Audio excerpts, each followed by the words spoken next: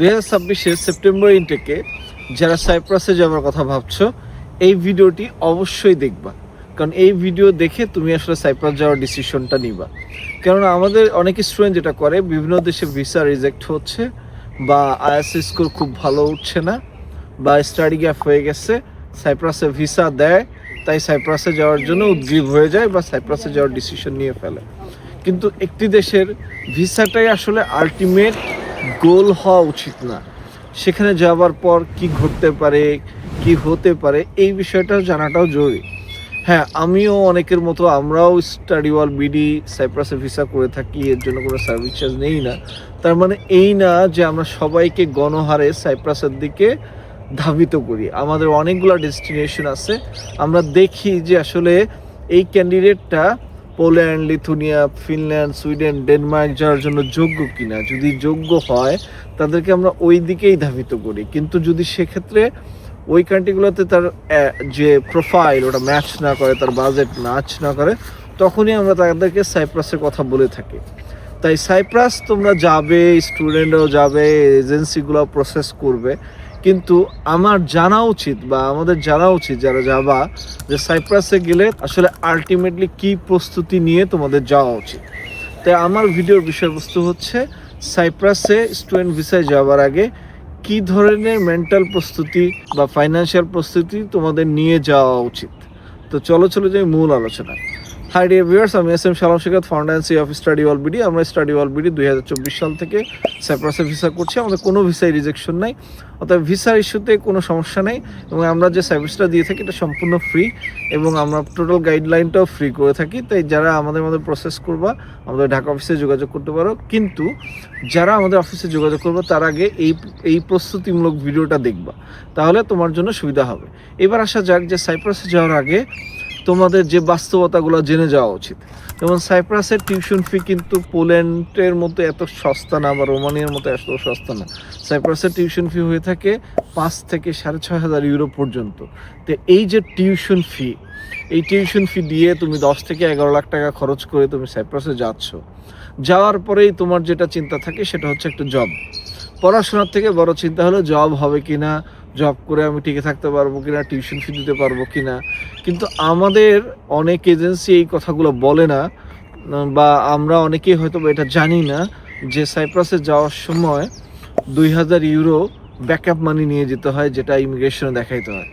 এই টাকাটা আবার অনেকে কী করে যাওয়ার পরেই দেশে পাঠিয়ে দেয়। এই ব্যাকআপ মানিটা আমি মনে করি যে একটা স্টুডেন্টের সঙ্গে রাখা উচিত, নাহলে যাওয়ার পরে সে স্ট্রাগল করবে। প্রথম কথা হচ্ছে তোমার ব্যাকআপ মানি তুমি রিয়েলি তোমার জন্যই নিয়ে যাবে, যাওয়ার পরেই বাংলাদেশে পাঠায় আবার তুমি হাত খালি হয়ে যাবে, তখন কিন্তু তুমি স্ট্রাগল করবা। সেকেন্ড যে বিষয়টা সেটা হচ্ছে তোমাদের মাথায় রাখা উচিত, আমাদের দেশ থেকে যারা সাইপ্রাসে যাচ্ছে তাদের মধ্যে কয়েকটা ক্যাটাগরি হচ্ছে। তাদের প্রথমত হচ্ছে কোনো না কোনো দেশে রিজেকশন আছে, আর আইএলটিএস স্কোর পুয়ার, অথবা ইউরোপের কোনো দেশে দ্রুত যাইতে পারলেই তাদের সলিউশন মনে করে। কিন্তু যাওয়ার আগে কিছু বিষয় শিখে যাওয়া উচিত। সে জিনিসগুলো হতে পারে যেমন তোমার ড্রাইভিং লাইসেন্স নিয়ে যাওয়া উচিত। সেকেন্ড যেতে হতে পারে তুমি হয়তো পিৎজা বা কেকের বা কোনো কফি শপে কাজ করে বা রিয়েল এক্সপিরিয়েন্স বা রেস্টুরেন্টে কাজ শিখে তারপর যাওয়া উচিত, কারণ সাইপ্রাস হচ্ছে ট্যুরিস্ট বেস কান্ট্রি। তো তুমি অ্যাটলিস্ট যাতে সামার জব পেতে পারো ওই প্রিপারেশনটা তোমার নিয়ে যাওয়া উচিত।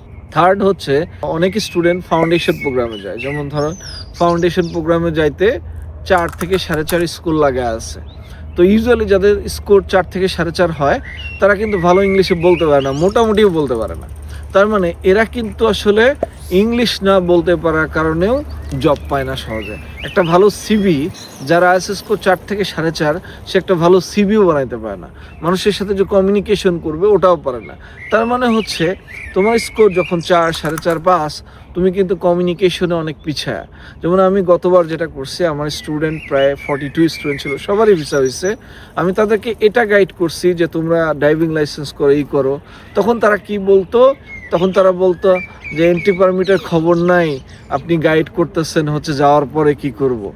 কিন্তু এখন কিন্তু যারা এই কথাগুলো বলছে তারা কিন্তু ওখানে ভালো মতো টিকতে পারে নাই, কিন্তু যারা আমার কথা শুনছে তারা কিন্তু সার্ভাইভ করে গেছে। আর একটা জিনিস হচ্ছে বিদেশে থাকার এক্সপিরিয়েন্স একটা বড় এক্সপিরিয়েন্স, বড় অভিজ্ঞতা।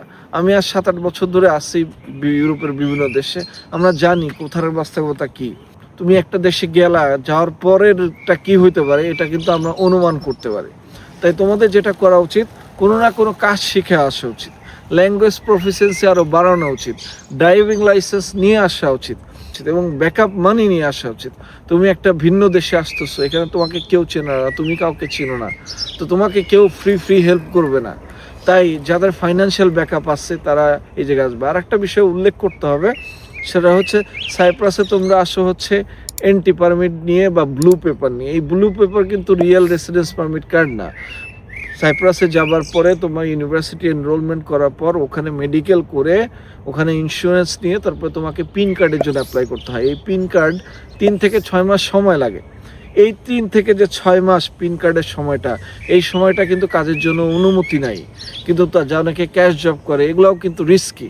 তাই এই যে 6 মাসের ব্যাকআপ, এই 6 মাসে যদি তুমি অস্থির হয়ে যাও যে তোমার কাজ নাই, কিছু নাই, তুমি তো দেশে কিছুই করো নাই, তুমি আর একটা দেশে গিয়ে হুট করে তুমি 10 দিন না যাইতেও তুমি ক্লান্ত হয়ে গেছো, কাজ নাই ভাই, কাজ পাচ্ছি না, তুমি তো গেলা স্টুডেন্ট ভিসায়, 6টা মাসের ব্যাকআপ নিয়ে যাও।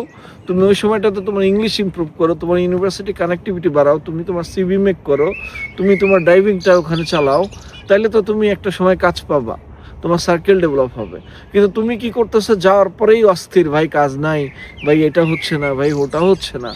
ভাই এটা তোমার বোঝা উচিত। আমরা তো অনেক কিছু বলে দিচ্ছি, এটা শুনেও যদি তুমি না শিখো তাহলে এটার দায়িত্ব তো কোনো এজেন্সি নেবে না। মনে রাখবা, এগুলোর দায়িত্ব এজেন্সির না। এজেন্সি তোমার প্রসেস করে দিচ্ছে, তোমাকে হেল্প করে দিচ্ছে, তোমার লাইফের ডিসিশন তোমাকে নিতে হবে। সর্বোচ্চ তোমার বাবা মা তোমার ডিসিশন নিতে পারে, কিন্তু আমরা এজেন্সি তোমার ডিসিশন নিব না। আমি তোমাকে কোঅপারেট করতে পারি, আমি তোমাকে প্রসেসিংয়ে হেল্প করতে পারি, কিন্তু তুমি ওখানে গিয়ে কাজ করবা। আমরা এক সেশনে 40 থেকে 42 জনের ভিসা করছি। আমরাও তো আর এক দেশে থাকি, আমাদের অফিস দেশে, অন্যান্য এজেন্সিগুলো কিন্তু খোঁজ খবরও নেয় না খুব একটা। তার মানে তোমার যে এই কমিউনিকেশন স্কিলটা দেশ থেকেই বাড়াইতে হবে। আর এটার মধ্যেও অনেক গ্যাপ রয়ে গেছে, যেমন ধরো অনেকে স্ক্যামার শিকার হয়। তুমি কার সাথে লেনদেন করতেছো, তোমার নেটওয়ার্কিং, যেমন আমাদের এক গ্রুপে 40-42 জন ছিল, একজন আরেকজনের সাথে খুব একটা সম্পর্ক নাই, তাহলে এই কানেক্টিভিটির লাভ হলো কি? তো রেদার আমি যেটা বলবো সেটা হচ্ছে, তোমরা সাইপ্রাসে অবশ্যই যাবা যাদের মিনিমাম যোগ্যতা আছে তারাই যাবা, কিন্তু যাদের কোয়ালিফিকেশন ভালো, যাদের ফাইন্যান্সিয়াল অ্যাবিলিটি ভালো, তারা হুট করে সাইপ্রাসে যাওয়ার ডিসিশন নিবা না। তোমাদের জন্য আরও বেটার অপশন আছে, একটু ধৈর্য ধরলে ভালো কিছু সম্ভব। So thank you very much for watching my video, have a nice day.